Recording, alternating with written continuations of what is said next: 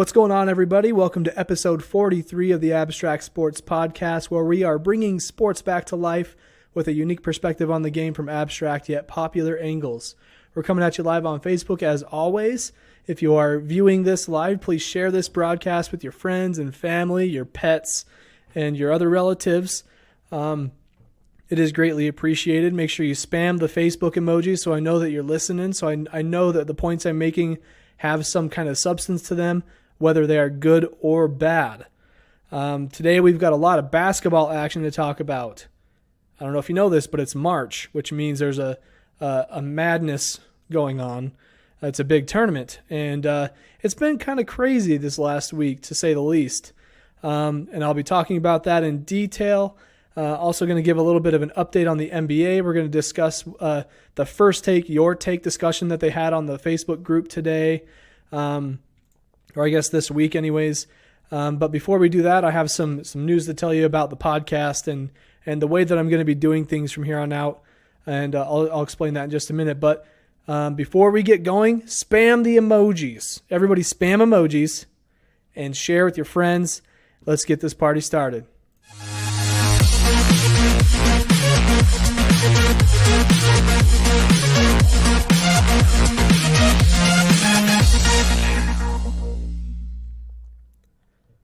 All right, welcome back, everybody, after that quick little music break from the intro.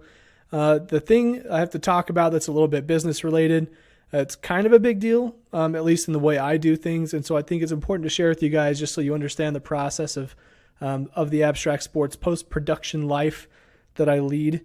So basically, SoundCloud has a pro subscription that we had for the last year.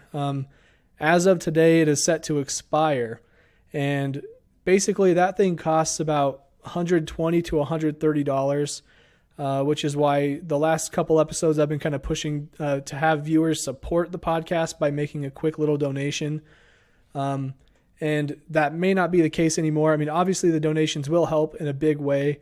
For example, helping keep the website online and helping pay for the hosting for the blog and giving the podcast and everything related to abstract sports a place to live on the internet at abstractsports.com. And so gifts as donation are greatly appreciated, but most importantly, we are just happy to have people come into the podcast, whether live or not live, and after the fact, listening to the show. I've got a lot of positive feedback from a lot of different friend groups and family members, and so that's really great to see. But most importantly, I enjoy doing this so much that I don't even care. You know, I just want to talk about sports because I feel like it's a great outlet for me. I talk about sports all the time in my daily life, and sometimes I feel like I get annoying. So I thought, why not have a place for that to live on Abstract Sports? So hence the podcast starting up about exactly a year ago to the day. 1 year anniversary. Woo! We need a soundboard up in here, which is something I'm going to get to maybe here in just a second. But basically, because the SoundCloud subscription expires today, I can't afford to pay that $120 up front. They make you pay it all up front. And so I started looking for other services, and there's this one that I've had on the back burner that I've been researching a little bit, and it's called Anchor. If you go to anchor.fm, you can see what I'm talking about. But essentially, when we started the podcast literally a year ago, just after I started it, I think SoundCloud came out with a notice or a statement saying that if they don't get any big sponsors in the next 3 months, they're going to be bankrupt. And after, me just paying the $130 at the time for the 1 year of SoundCloud Pro subscription so I can upload unlimited amount of episodes, no time limits or anything like that. That's something you have to pay for. I was like, crap, they're going to go under in 3 months and the podcast is going to cease to exist.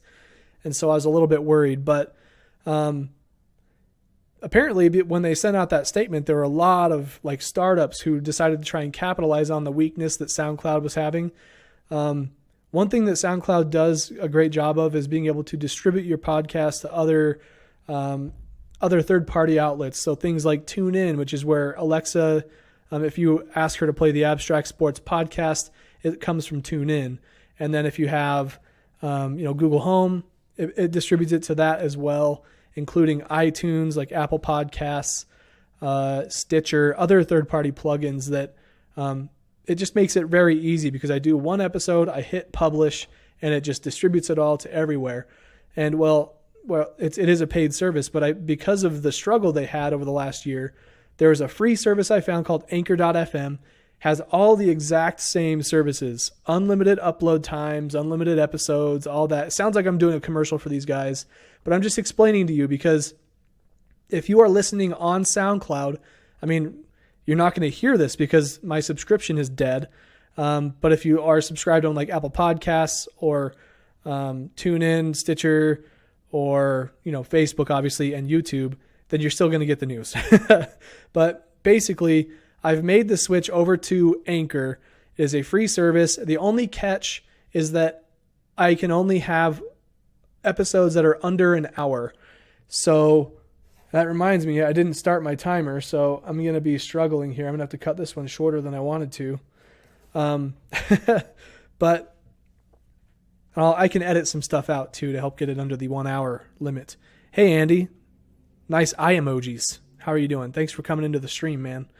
So basically I made the switch over to Anchor, and the only thing that means is that if you are an avid follower on SoundCloud, which honestly I doubt any of you are, it seems like it's kind of a robotic place to listen to music. There's a lot of bots that come through and comment on things and like the posts. It doesn't seem real.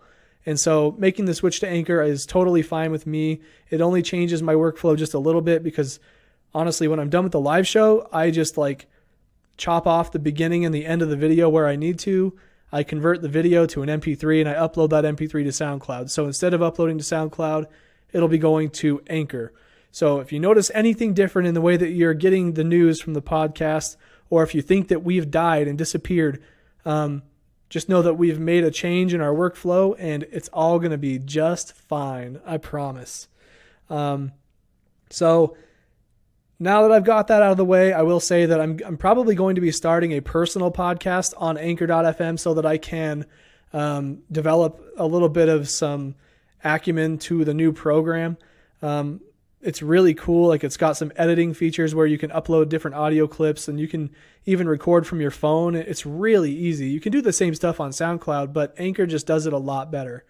And so I'm going to start my own personal podcast. I am trying to come up with a name for it right now because where I don't want the name of the podcast to just be like Kyle Clay Design. I think that's stupid. I want it to be something creative that has to do with design, art, technology, code, building websites, and just discussing ideas, because it's going to be more about my profession rather than my hobby, which is sports. So I'm open to suggestions. If anybody out there is a tech related person, or if you're in the web design or design industry, you play with code, I'm looking for an interesting podcast name. The ideas I have right now, I'll tell you guys exclusively, the 2 or 3 people here in the live show. One of the ideas I had was the hex code. That's a sort of a play on words for a way of doing things, but it's also a phrase that we use in web design a lot. And it's actually a piece of code that you use to make colors on a website. And then the other one that I had was the sketchbook archives, which I thought was kind of cool because a lot of what this podcast is going to be is me discussing ideas that I've had and just kind of sharing them with the world. And a lot of those ideas live in my sketchbooks. So those are the 2 main ideas. If you have another one, please let me know. Drop it in the comments and I'll take it into consideration. But yeah, so I'll have 2 podcasts going at the same time, and I can't be more happy. It's nice to be able to use this cool equipment and kind of share my opinion with the world. I actually really love doing that. So to kick things off with the sports related content, which is what you all are here for, I'm sure, as much as you love hearing me talk about the way we do things around here. We're going to start with some NCAA basketball. So like I was saying in the intro, it's March, it's madness, but I like to take that up a notch because it's been a little more crazy than just madness. It's been March chaos, guys. There were a plethora of upsets in just the first round, and then even more upsets in the second round, way more than anticipated. And it's really exciting to watch. I think it's really good for the game of basketball to have underdogs beat big teams, because such cool stories come out of those losses or wins, depending on which way you look at it or which teams you support. And so basically, to cut the story a little bit short, to put it in perspective, everybody who participates in March Madness submitting the tournament challenge bracket through ESPN, everybody has the ability to submit 25 brackets. And you can imagine there are thousands, hundreds of thousands, if not millions of people who are submitting these brackets. So multiply that by whatever, and that's, up to 25 per person. And that's how many brackets have been filled out. One stat that I saw was that almost 4 million people picked University of Virginia to win the or to go on to the Final Four. And then about a little less than half, so 1.5 million of those people chose Virginia to go to the championship game. And then 800,000 people picked Virginia to win the championship. When I say people, I mean brackets. There were 800,000 brackets that had Virginia winning the tournament. And that's quite a bit. I think the number was 18% of all brackets. People had Virginia winning it all. They were the number 1 overall seed coming into the tournament, which means that they played the 64th overall team, which was, what is the name of the school though? I have to get this up. Sorry. University of Maryland, Baltimore County. Is that really it? Is that really? It is. Okay. University of Maryland, Baltimore County is the name of the school. That is so crazy. Their mascot is the retriever. Their jerseys in the game literally just had a golden retriever on the front of it. That is wild. But they had to play in. So no, I don't think that's true. They were just a 16 seed. They were a 16 seed coming into the tournament, but they were the 64th overall team in the tournament. Out of all 64 teams who played in the actual big dance, they were the worst, okay, according to the way that they seed things. So as UMBC and Virginia, and I'm sure if anybody follows March Madness at all, you know that Virginia lost to the 16th seed. People always say it's the 1 seed losing to the 16th seed, but in this case, that is true for that region in the South. But Virginia, the number 1 seed, lost to the overall 64th seed, which makes it even more crazy. I mean, it could have been the 4 seed over the 61 seed or something like that, but no, it's for the first time ever, a 16 seed upsetting a number 1 seed in the men's NCAA tournament. It was a number 1 getting defeated to a 64 overall.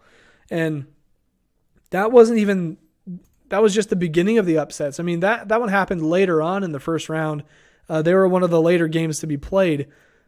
Just to rattle off a bunch of these upsets, there were a lot in the South and the East, which is the left side of the bracket, which means that the second round and the rounds beyond are going to be without some of the top teams, meaning that it's, according to the numbers, teams in the West and the Midwest have a better shot at winning the title because they're going up against lower seeded teams than they are in their own respective division. So just to rattle some of these off, as I just said, UMBC beat UVA, first time ever in NCAA men's basketball history. Kansas, number 9 seed, beat Creighton, number 8. In my best logo bracket, I had Creighton winning it all. 2 years in a row, Creighton, they've made it, and they've won the logo bracket. I think they lost the championship game in that bracket to, what was it? Redmond or Redmonton?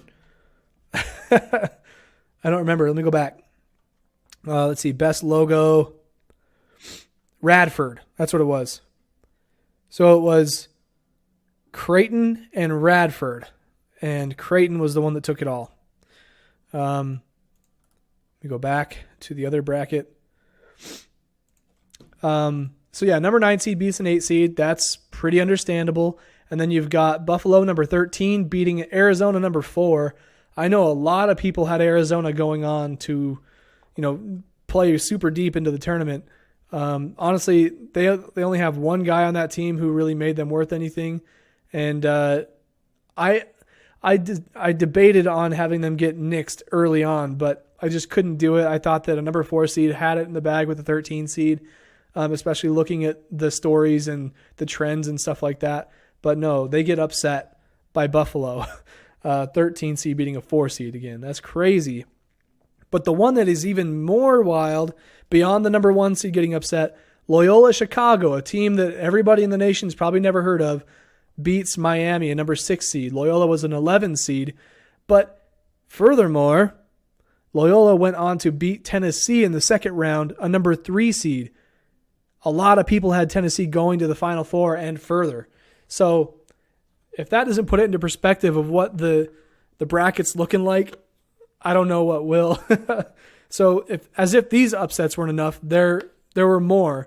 And right around this time and maybe a little bit later into the first round, everybody's brackets that were submitted were busted. More upsets from the South in the second round. Nevada, number 7 seed, went on to beat Cincinnati, the number 2 seed, which is the team that I had the most hope for in one of my brackets. But that bracket is completely destroyed now. So moving on to the East, you have Alabama, a 9 seed, beating an 8 seed. That's, makes sense. They're only 1 seed apart.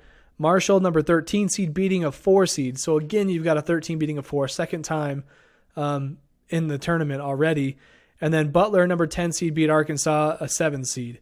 And that's not unheard of. I picked Butler. I always have a lot of faith in that school. They're a well-coached team. And they, of course, beat Arkansas. In the West, Florida State, another number 9 beats a number 8. So that's 3 brackets in a row that happened. It shows you the closer the seeds, the more likely. But obviously, sports are unpredictable, so it's kind of hard to tell. But even worse than that, Florida State, after upsetting Missouri by a 9 seed over an 8 seed, Florida State, the 9 seed, goes on to beat Xavier, the number 1 seed, in the second round in the West. So that means the 2 number 1 seeds in that whoa! I just knocked my pop filter and almost killed myself.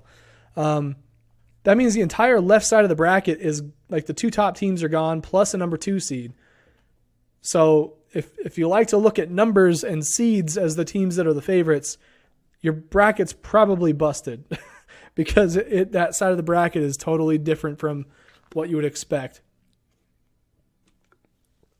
And then more upsets in the second round from the West. Texas A&M, number 7 seed, beat UNC, a 2 seed, in the second round. So now you can notch another one in there. Both 1 seeds and 2 seeds are gone by the second round, leaving only like 3, 4, 6, and 9 seeds left going into the third round. And I'll get into what the bracket looks like in just a minute. But just a couple more upsets that happened in the first couple rounds. In the Midwest, Syracuse, number 11 seed, beat TCU, a 6 seed. Syracuse was a play-in team. Like, before the actual tournament starts, there are 4 games or 4 teams that have to play into the tournament because their seeding was just too close to call. Syracuse was one of those teams. They won their play-in game. They come in, having a little bit of momentum. They just played like 2 nights before or a night before, whatever it is. They come in and they beat TCU. It's like, I think it's a momentum thing because TCU's been not playing for, who knows how long. Syracuse played just a couple days ago. They got their groove back. They know what it's like to play on the big stage at least once. And so they beat TCU in an upset. And then more upsets in the second round in the Midwest. Clemson, a 5 seed, beat Auburn, number 4. And then Syracuse also beats Michigan State, number 3 seed. So now you've got a 3 seed that a lot of people had going on to win it all out. And then you've got Tennessee. So 2 3 seeds, 2 2 seeds, 2 1 seeds, all gone in the tournament, and more, obviously. But those are the big upsets that kind of put the tournament on its head. Everybody's kind of questioning, like, is the seeding system accurate? Is there a better way of doing this, or, whatever? I think a lot of it just comes down to unpredictability. I mean, you can seed teams where you want to based on a standardized system, but things are just going to happen. Like, I know that Virginia, the number 1 seed, their backup point guard had a broken hand, so he couldn't play. That probably affected them in that game. Where they normally had that kind of depth throughout the season, they were without that going into the tournament. That's going to kill you, especially at the college level. Forcing your starting player to play all the minutes, or risk taking him out and hoping that one of the other guys on the bench can step up and play a position they haven't played all year. So definitely very interesting things going on there. But the brackets were all busted within about, 3/4 of the way through the first round. Makes for a really interesting tournament going forward, and I can't wait to watch some games. So let's see where we're at with the bracket and see when these next games are. So let's see. We've got Kansas State, the number 9 seed, taking on Kentucky, the 5 seed, and that is tomorrow. Let's see if I can just open this up in a new tab. Don't you dare play playing video audio. So Kentucky is favored to beat Kansas State 68% to 31%, or 68 to 32. So that should be a pretty good game, honestly, considering all the upsets and teams that have been winning. And then you've got Loyola Chicago, that awesome 11 seed, going on to play Nevada, the number 7 seed, who upset Cincinnati in the previous round. So Loyola upsets a 3 seed, moves on. Nevada upsets a 2 seed, moves on. Now you've got 2 mid-ranked teams going against each other to play into the Elite 8. So we're in the Sweet 16 now. That's pretty big time. And then over in the East, we've got Villanova and West Virginia. Villanova is a 1 seed, West Virginia a 5 seed, and that goes down on Friday. Then you've got Texas Tech, a 3 seed, goes up against number 2 seed Purdue, also on Friday. So you've got 3 really high-seeded teams going against some mid to low seeded teams in the South. So something to look forward to if you're ready to watch some basketball in the next couple days. But then you've got in the West, Florida State taking on Gonzaga. That's tomorrow. Florida State's a 9 seed. Gonzaga's a 4 seed. Kind of rooting for Gonzaga. They're the most local team for me, I think. And I have friends who've stayed in Spokane, so I'll be rooting for them probably. And then you've got Michigan, a 3 seed, playing 7 seed Texas A&M. That game's also tomorrow. And then in the Midwest, Kansas and Clemson. Kansas a 1 seed, Clemson 5. Syracuse 11 seed, playing number 2 Duke. Syracuse, much like Loyola Chicago, defeating a 3 seed, moving on, having some momentum against a bigly ranked team. See if they can do that on Friday. But it's looking pretty crazy. There's not a lot of points left in most of the brackets for people to earn because their teams have been kicked out already. But let's go take a look at who is in the lead in the Abstract Sports 2018 March Madness group. It's shifted around quite a bit.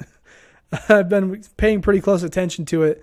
Right now, somebody by the name of Tim Burr, that's his username.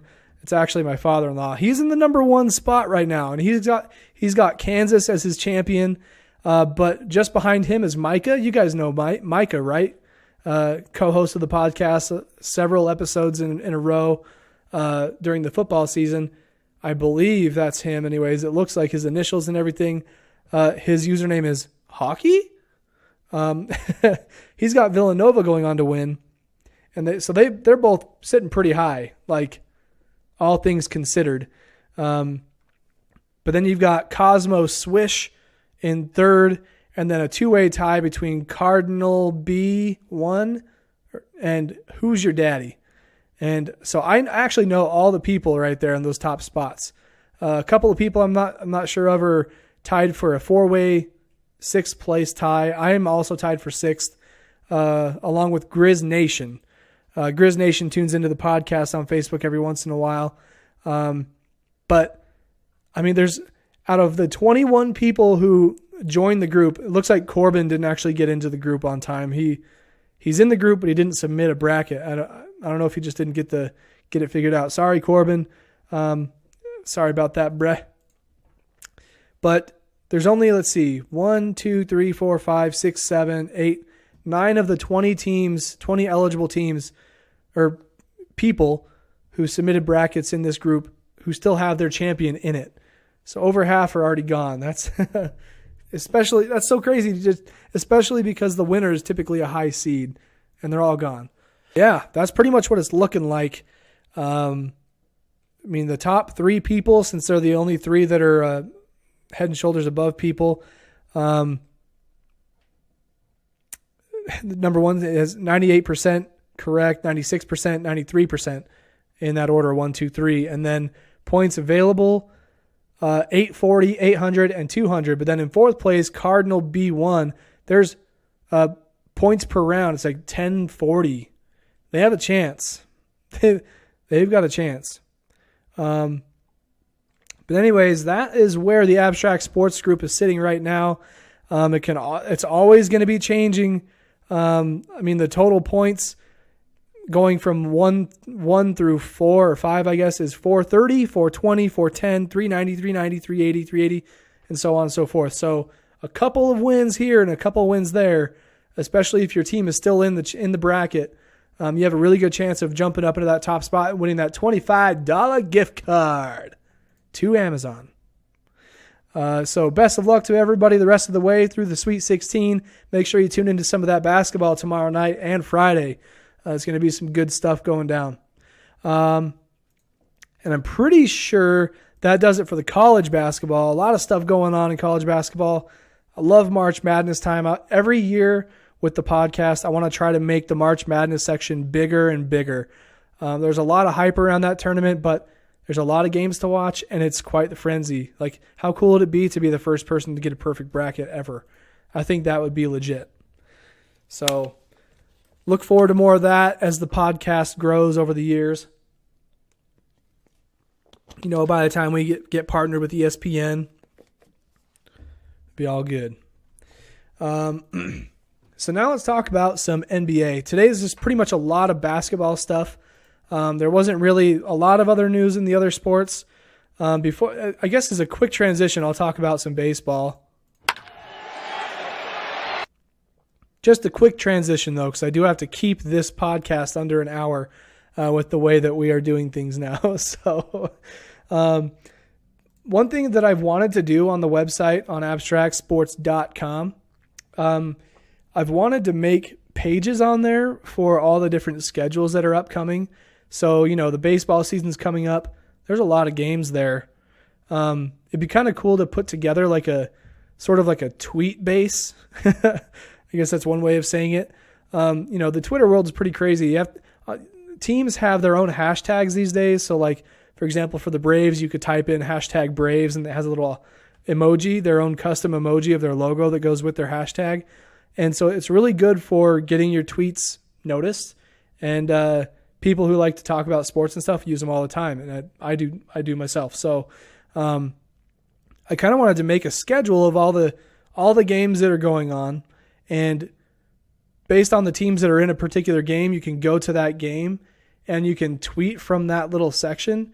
And if you hit tweet, it'll open your tweet box on the website. And that sounds funny. The words I'm using are probably very foreign to a lot of people. But I see it in my head. So you guys just picture when you click on tweet, it opens a little modal window. If you have a Twitter account and you're signed in, you can tweet straight from the website. But when you click tweet, it's going to already have the hashtags populated for that particular game. It would probably be quite a bit of work, but I think it'd be really cool. Have a lot of people coming to the website and using it as their base to tweet from. I think that's fun, but that's just me being a nerd and wanting to make something for people to use. All right, enough of that. Let's go back to basketball.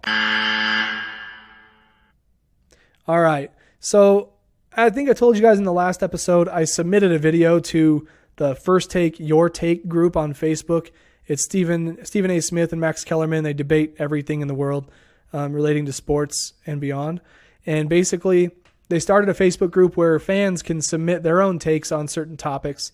And on Monday, people they reveal the topic, and then from Monday to Wednesday/Thursday, people can submit their videos. And then on Friday, they pick somebody to go on the show with them and talk about that topic. So a lot of it is presentation and just making sure you're hitting your points, making sure that you look like you know what you're talking about. And, I wonder if having a setup like this gives me more of an advantage or not. But I had somebody comment on my thing and be like, stop using your workspace. That's not fair. And I'm like, hey, man, this equipment is not work equipment. I paid for this or got it as a gift. So I'm just using the office space. That's all I'm using. But the topic for the show this week was something along the lines of, are there any teams who can knock off the Rockets or the Warriors in the West? And there's so many different ways you can look at this. Like, let me go to the standings here on NBA.com. So in the West, let's see, the Rockets have already clinched the Southwest Division, and the Rockets have clinched the Pacific Division. So not only do they have playoff spots, but they got their division locked down. That's how far ahead of the rest of the teams they are. Man, it's a long ways away. Golden State is the number 2 seed, and they're 9 games ahead of the Blazers, who are the 3 seed. And the Rockets are 13 games ahead of the 3 seed. That's insane separation. Insane. So, are there any teams in the West who can knock off the Rockets? Well, the West is really is shifting around quite a bit, and there are a couple of teams who have a lot of momentum going into the playoffs. One of those teams being the Thunder and the Jazz. Okay, the Jazz are right now, they're the 8 seed, but I think last night or so they were the 5 seed there for a minute because they were a game ahead of everybody. Even on Facebook just says, #Grizz Nation. Shout out Grizz Nation. But looking at the standings, Grizz Nation is down in the 14th spot. But that's all right. The Lakers are only in the 11th spot. Man, the Grizzlies are actually doing a lot worse this year than I thought, but I guess they lost Conley early in the season. He's clearly a make-or-break kind of guy for that franchise, so it kind of sucks for them. The Lakers at least made an improvement from the previous years by a long shot. With only 12 games to go, there's no way they can make the playoffs. With the way the Jazz are playing and being the 8 seed, there's no way the Lakers can catch anybody either. So, shout out Grizz Nation for just giving it your best. Let me say this. According to the standings, the Lakers are still in contention for the playoffs. And we've seen what happened in the NCAA tournament. Anything can happen in sports. Why can't the Lakers come back from 9 games back with 12 games left to to make the playoffs? Be their first time in the playoffs in like 5 years or something like that. 4 or 5 years. So, doubtful. Definitely doubtful. But I'm going to say if there is a team, like I got totally distracted by my choke. I think Oklahoma City is the only team with the correct personnel and the ability to put up points that can knock off the Warriors or the Rockets. Unfortunately, I don't think that's going to happen at all. I mean, if it were to go to the playoffs right now, Rockets would play the Jazz, Warriors would play the Timberwolves, the Blazers would play the Spurs, who the Spurs are also without Kawhi Leonard, and then OKC would play New Orleans, and New Orleans is without Boogie Cousins. Still a dominant team, though, with just Anthony Davis. But when it all boils down, oh, man, that's crazy. I don't think anybody can even stand a chance against those guys. So, not much of a hot take for you, but I'm pretty sure if anybody, it'd be OKC. Just because of their versatility, they just have to gel together at the right time. if we look at the East, I mean, it's just kind of the same as the last time we talked about it. Toronto, Boston, Cleveland. And then from there, it's like, how are they in the playoffs? Like Pacers, Wizards. I mean, Wizards make sense. They've been there a lot. Pacers, not as much without Paul George. Philadelphia, with Joel Embiid being there, he's done some work, got him to the playoffs. I can't wait to see that guy get competitive in the playoffs with how emotional, or not emotional, but his kind of attitude in games in the regular season. He's a competitor, man. I want to see him play some playoff games. It would be Cleveland and Philadelphia right now if the playoffs ended. So something to look forward to. Then the Heat somehow made it. And then Milwaukee, number 8 seed. And, man, I love Giannis Antetokounmpo. That guy is a beast. I would love to see him in the playoffs take on the Raptors, see what he can do there. But the Raptors are also on a tear. Like, the Rockets have 57 wins. Raptors are 53. Tied with Golden State. Same record, almost. They have one more loss than the Warriors. So, whoo, man. The playoffs this year are going to be crazy with how highly stacked both conferences are coming down to the wire. I hope that the what am I looking for? The power rankings, or I guess the firepower that all those teams have in the top of both conferences can compete with one another at a high level. I want to see Game 7s everywhere, from conference finals to the finals. 3 Game 7s, like I'm talking like Eastern Conference Finals goes to a Game 7, Western, and then the finals. That's what I want to see. But, I mean, if it ended right now, could you imagine Raptors, Rockets? That'd be so out of left field for an NBA Finals matchup. Beginning of the year, everybody was saying it's just going to be the Warriors and Cavs again. Nobody can beat the Warriors. And then these teams started getting their shit together, and now it's like, well, wait a minute. Nobody can beat the Rockets. Nobody can, so, and the Cavs are in 3rd spot. They had a major struggle late in the season. So, plus they're without their coach. Thoughts go out to Tyronn Lue. Stepped away from the game for a little bit to recover from, or he was having some health issues, trouble sleeping at night, coughing up blood apparently, but hard to breathe.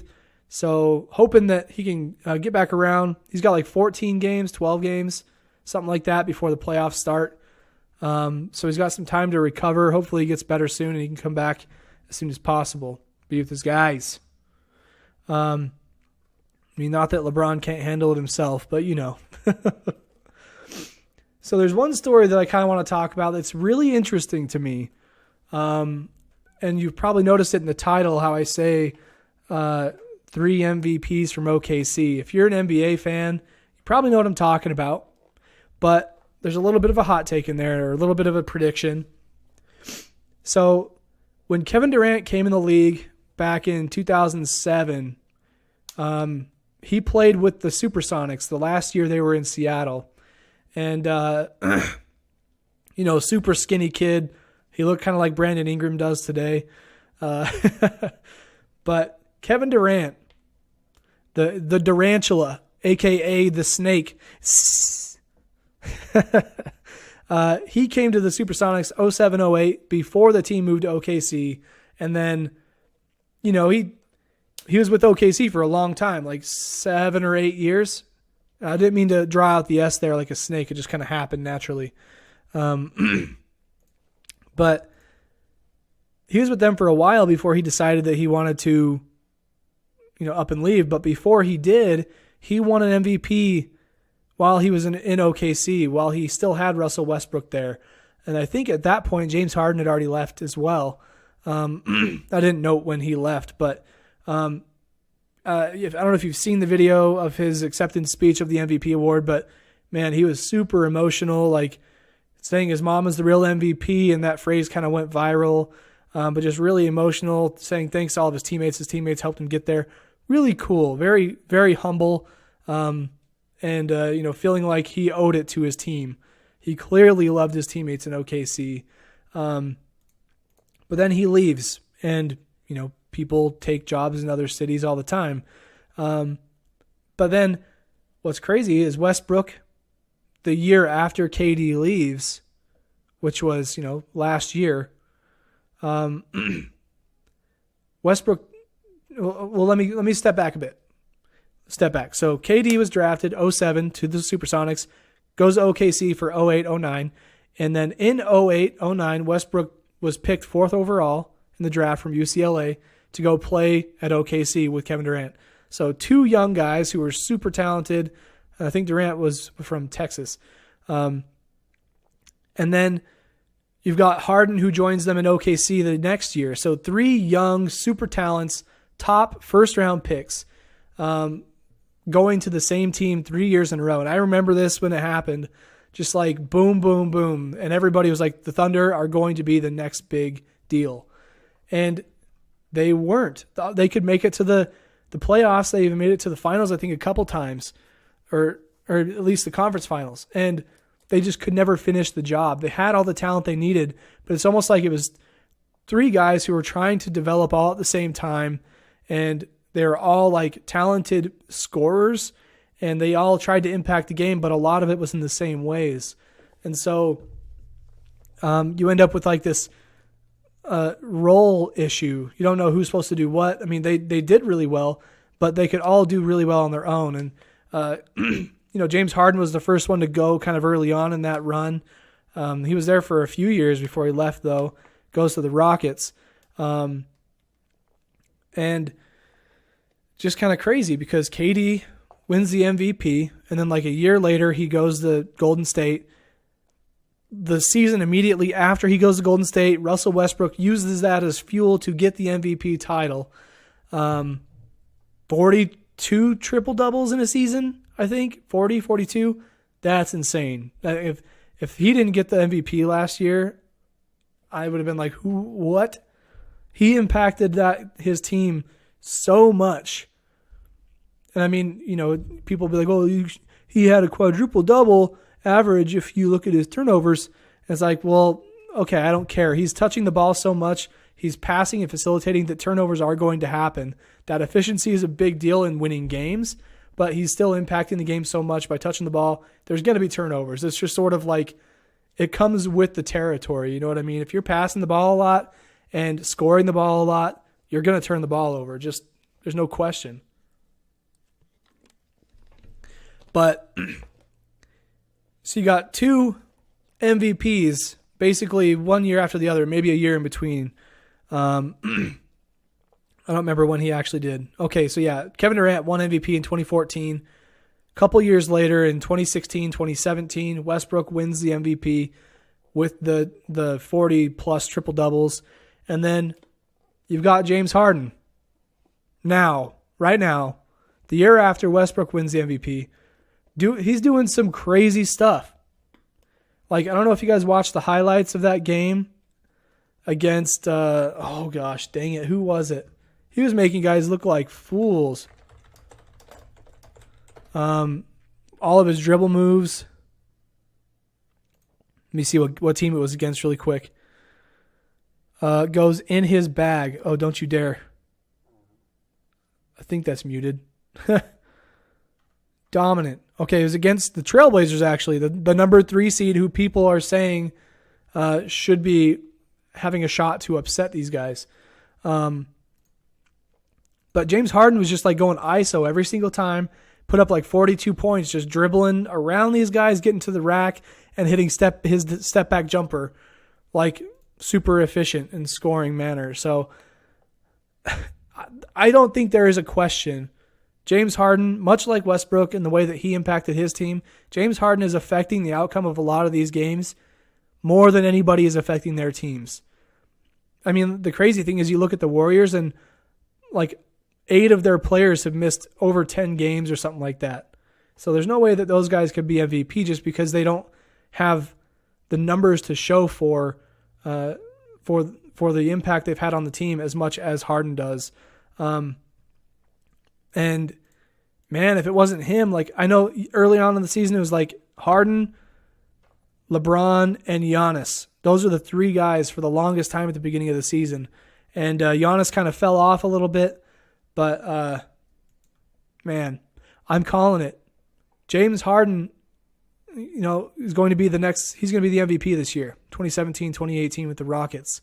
Then you'll have a very promising big 3 all bundled together in OKC, just 1 year apart from each other in the draft. It's just, KD, Russell, Harden, 3 years in a row. And then Harden's the first one to go. KD leaves next. Brody's still there. And now, very soon, this summer, we're going to see the third one of those three get an MVP. It kind of reminds me of the Lakers right now. And, I always I'm not always trying to find ways to talk about the Lakers. But the Lakers have a lot of young talent that are all-star caliber talents, and they're all kind of developing at the same rate, and they're all young, similar to the big three from OKC. They're really young. This is only like Randall's third year, fourth year. He hasn't been around very long, man. And so, plus he missed an entire season because of that leg injury, like a fractured leg. So, people put so much hype on these players early on, and then you look at these other MVPs out there. Kevin Durant didn't win an MVP until 7 years into his career. And then, he was one of those scoring talents, so huge and versatile and fast for his size that people just thought he's going to be a natural talent. And he is, but it still took him 7 years to get an MVP. And, winning an MVP is still not easy. Don't get me wrong. I'm not just saying it only took him 7 years. Obviously, the very vast majority of people in the NBA don't win MVPs. Only one per year, everybody. And then you have Westbrook winning one that's like, I don't know what, like almost the same. 8 years after he was drafted, and now it's going to be Harden about the same, 8 years after he was drafted. So, everybody talks about Lonzo getting all this hype. Julius Randle and Brandon Ingram being highly talked about. I mean, Kyle Kuzma putting up numbers this year. Man, he has over 1,000 points as a rookie. That's pretty good. But it's kind of hard to ask if they lived up to the hype after 1 year when a lot of these guys coming in the league are under 20 years old. Their bodies aren't fully developed. And then you look at guys like Kevin Durant. He was highly doubted because of his size and his stature being so skinny like Brandon Ingram is. And now look at him. He's an MVP, can score from anywhere on the floor. Brandon Ingram has that same potential. So don't be so quick to rule a guy out early in his career. There's a thing called development, professional performance, and personal development that happens in sports. And you can't just discount a guy because he's young and he's not performing in his first year as a teenager. So anyway, I thought that was a very interesting topic to talk about because it's three guys from the same team are going on to be MVPs, but more importantly, it was about midway through their careers in all reality. And I think it kind of relates back to a lot of the stories we've talked about recently with young players getting hype and teams forming super teams and trying to overcome the odds like the OKC are doing again right now with Westbrook, Paul George, and Carmelo Anthony. We'll see if they can't make a dent in that Western Conference when the playoffs come around. I've always liked OKC. I love their playoff atmosphere. I think that's going to do a lot for them when the playoffs come around, having that loud arena backing them up. But according to my Facebook stream, we're sitting at about 56 minutes. So I'll just do my finishing notes here and we'll get out. If you're not already, please follow or like the Facebook page so that you can be notified when we go live and participate in the discussions that we have. I feel like I'm always trying to bring up some really interesting topics to get people open and willing to share their thoughts. So hit that like button, follow the page. Also, if you're on YouTube and everybody's on YouTube, you may not have an account, but please subscribe to the YouTube channel. We put up other videos there when we can, especially when the weather's nice. I go and record some fun sports, athletic type videos when I can, when the summer's permitting or the weather's permitting. Also, follow us on Instagram and Twitter. I'm very active on Twitter, actually. And you can also find us on Snapchat. And if you're looking to start a podcast, you can find us on anchor.fm if you look for Abstract Sports. Steve has a thing here on Facebook. He commented saying that team would have been together to this day without cap issues and paying luxury tax. I guess that is a good point. That's something that I don't typically think of. But that is a good point, because those three guys, being the talents that they were, they just didn't have the money. Now that you mention it, that does sound very familiar. But when you have three guys like that, that's true. It's going to be kind of hard to pay three top-tier talents like that. But now look at them. It was sort of like it was natural that they had to leave the team to get to where they are now. And it's clearly done them good. But yeah, follow us on your favorite social channels. Just do wherever you are, if it's Instagram, Twitter, just do a search for Abstract Sports. Look for this logo here, the A with the S going through it. It's pretty noticeable. And give us a follow. We love to have conversations about all kinds of things, sports and non-sports related. If you want to get involved with the blog or start your own podcast, please email us at hello@abstractsports.com. or go to abstractsports.com/contact, and you can send us an email and let us know you're interested, and I can give you a rundown, whether over phone call or email, and we can come up with something for you to get involved.